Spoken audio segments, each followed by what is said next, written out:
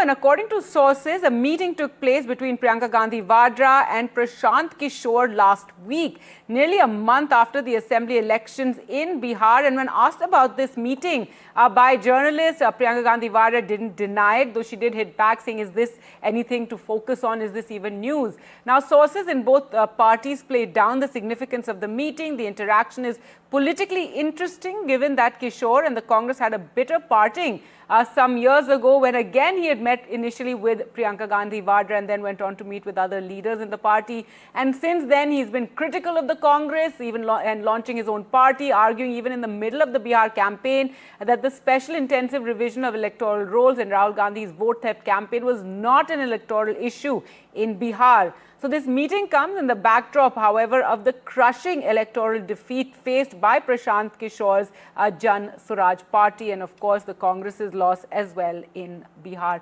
Let's just listen into what Priyanka Gandhi Vadra said when journalists asked her about this meeting. पीके से मुलाकात की खबरें आई हैं। मुलाकात की खबर आ रही है। ये कोई न्यूज़ है? क्या मैम? आप ये नहीं पूछ सकते कि यहाँ पे सरकार खुद सेशन को डिस्टर्ब कर रही है कि पार्लियामेंट्री अफेयर्स के मंत्री खुद क्वेश्चनर को डिस्टर्ब कर रहे हैं। या आप ही पूछते कि क्या हो रहा है संसद के अंदर?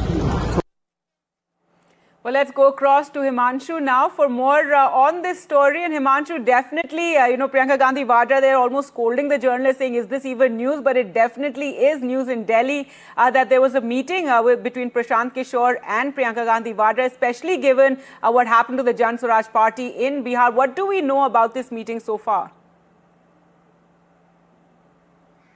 Well, sources have told us that this meeting was held last week. It was a long meeting in which there was a discussion on the manner in which the Election Commission is carrying out the SIR exercise, especially the deletion of voters from electoral rolls. Remember, in the Bihar elections, Prashant Kishore fought against Mahagathbandhan. He had fielded candidates in several constituencies. And during the campaign also, he was very vocal in saying that the effort by Rahul Gandhi to make SIR an electoral issue will not fructify into electoral gains because this is not an election issue. But now, after this debacle, it seems that in the opposition camp in Bihar, there appears to be some realignment.